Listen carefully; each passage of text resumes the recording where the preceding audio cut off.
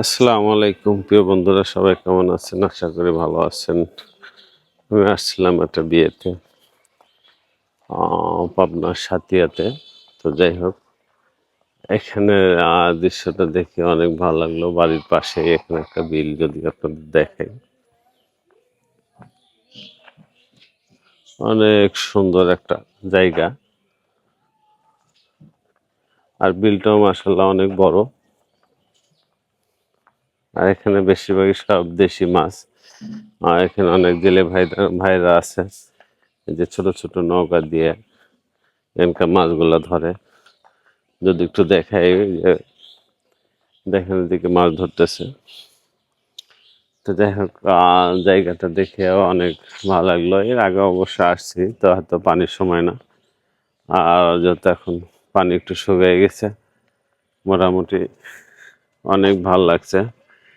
আসছি গতকাল, আল্লাহ যদি বাসায় রাখে হয়তো আজকে বিকালে ব্যাক করব, বাড়ির উদ্দেশ্যে রওনা দিব। কারণ তাও যে আমি এত ব্যস্ত মানুষ, এখানে যে 2 দিন সময় কাটালাম, এটা একটা অনেক